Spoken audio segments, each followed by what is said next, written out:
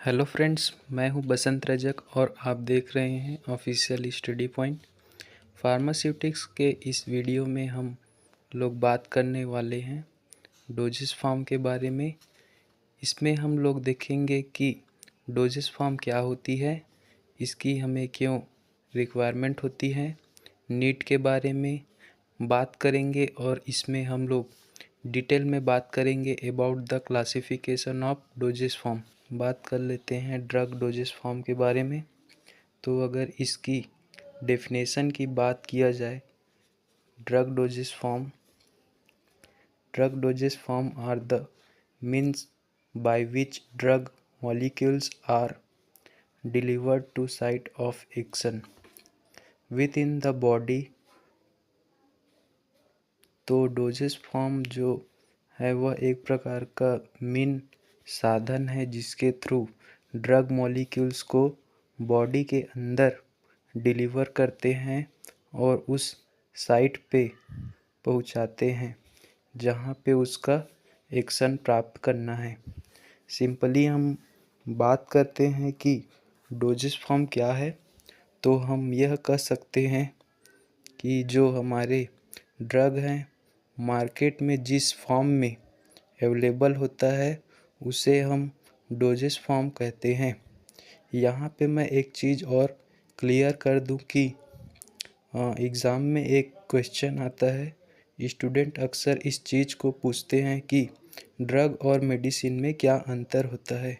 यहाँ पे हम बात करते हैं ड्रग की, तो जो हमारे ड्रग हैं वह एक्टिव इंग्रेडिएंट होता है और इसे एक्सिपिएंट्स के साथ मिक्स करते हैं और इसके बाद कोई डोजेस फॉर्म प्रिपेयर करते हैं, वह कहलाती है हमारा मेडिसिन। तो इसलिए हम कह सकते हैं, एक चीज़ कह सकते हैं कि जो हमारा एक्टिव इंग्रेडिएंट पैरासीटामॉल का जो पाउडर फॉर्म होता है जिसे टैबलेट बनाने के लिए उसमें बहुत सारा इंग्रेडिएंट मिलाया जाता है। एक्सिपिएंट्स उसमें बाइंडर हो सकते हैं, कलरिंग एजेंट हो सकता है, डाइल्यूएंट हो सकता है और वो काफ़ी सारे एक्सिपिएंट्स हैं जिसे हम यूज़ करते हैं, फिर कन्वर्ट करते हैं एज अ टेबलेट फॉर्म में जिसे मेडिसिन कहते हैं। उम्मीद करता हूँ यह कॉन्सेप्ट क्लियर हो गया होगा। अब हम लोग बात कर लेते हैं about the need of doses form. हम अपनी ड्रग को क्यों डोजेस फॉर्म में कन्वर्ट करते हैं और उसकी क्या रिक्वायरमेंट है उसके बारे में इस टॉपिक पे बात करेंगे।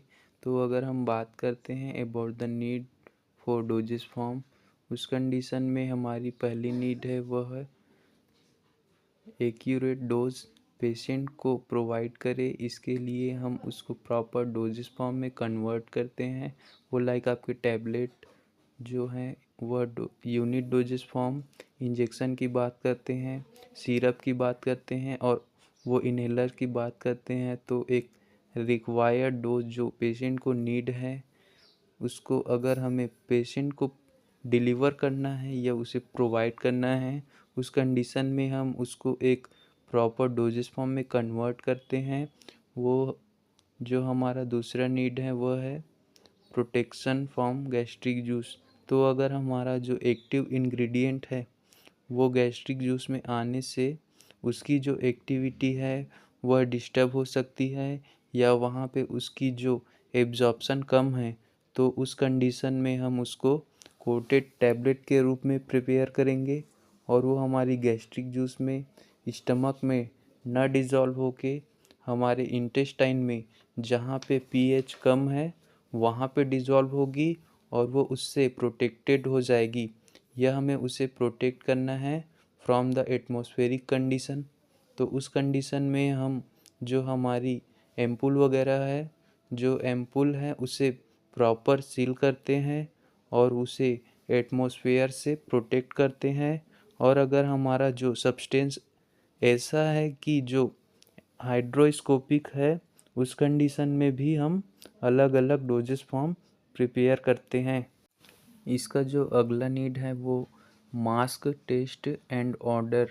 अगर हमें अपने सब्सटेंस का टेस्ट और उसकी महक को मास्क करना है या छुपाना है तो उस कंडीशन में भी हम एक डोजेस फॉर्म में कन्वर्ट करते हैं।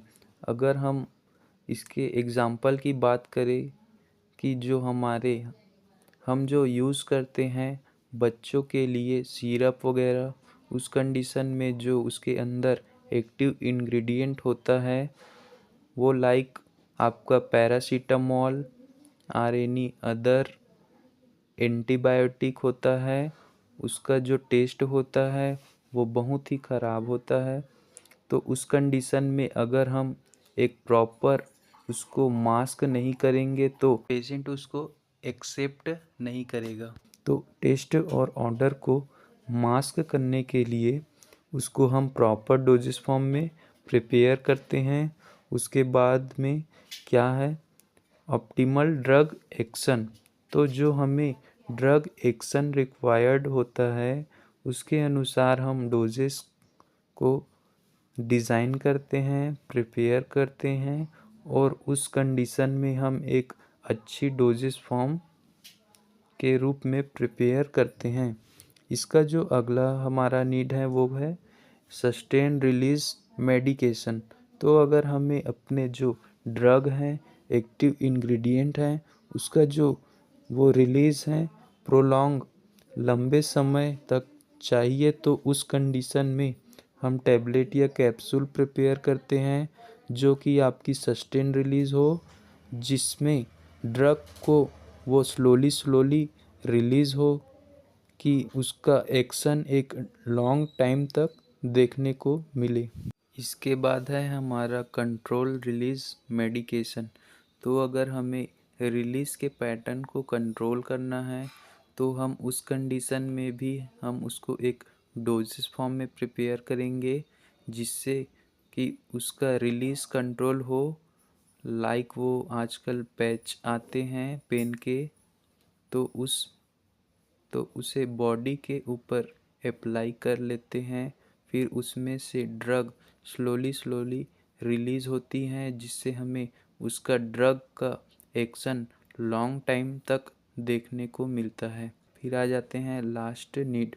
अगर हमें उस ड्रग को बॉडी के कैविटी में इंसर्ट करना है तो उस कंडीशन में भी हमारे वो सपोजिटरीज आते हैं, तो उनको हमें अगर बॉडी के कैविटी में इंसर्ट करना है तो भी इसके लिए अलग अलग डोजेस फॉर्म प्रिपेयर करते हैं।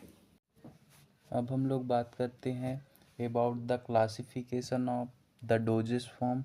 तो जो हमारे डोजेस फॉर्म है उसे हम कई तरह से क्लासीफाई कर सकते हैं। वो लाइक हमारे ये कर सकते हैं कि जो हमारे इंटरनल यूज़ के लिए हैं उसे अलग क्लासीफाई कर सकते हैं। एक्सटर्नल एप्लीकेशन वाले जो डोजेस फॉर्म है उसे हम अलग क्लासीफाई कर सकते हैं। और हम रूट ऑफ एडमिनिस्ट्रेशन के अनुसार क्लासीफाई कर सकते हैं कि किस फिज़िकल फॉर्म में है हमारे डोजेस फॉर्म, उसके अनुसार हम क्लासीफाई कर सकते हैं। तो काफ़ी सारे क्लासिफिकेशन हैं।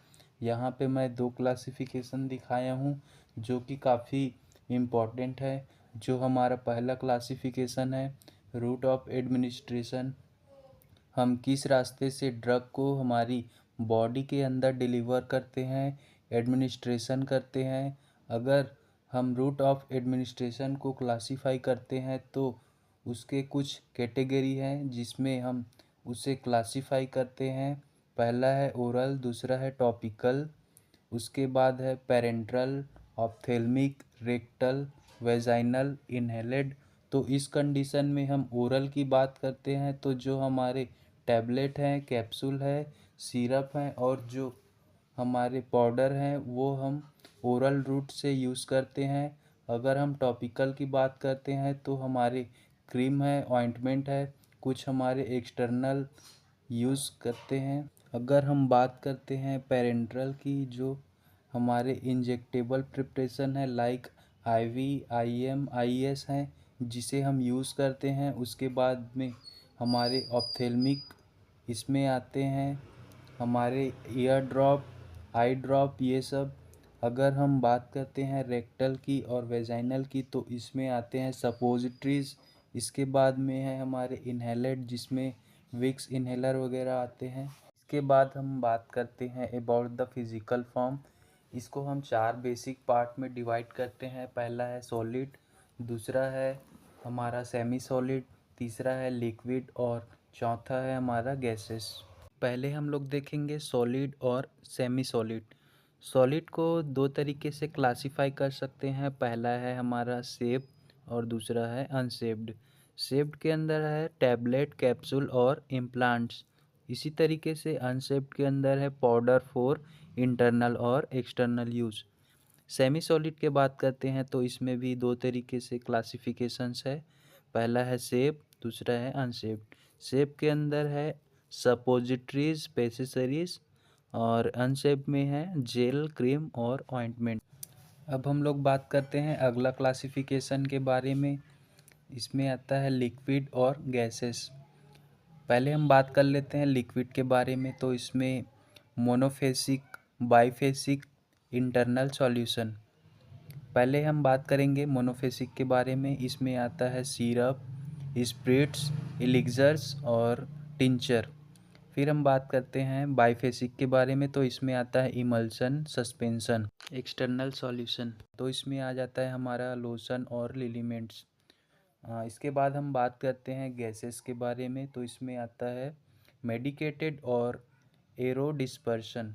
मेडिकेटेड में है एरोजोल्स, इनहेलेस और एरो डिस्पर्शन में है एंटी एस्थेमेटिक और स्प्रे। दोस्तों, यह वीडियो आपको पसंद आया होगा तो वीडियो को लाइक कीजिए और चैनल को सब्सक्राइब कीजिए। मिलते हैं नेक्स्ट वीडियो में। धन्यवाद।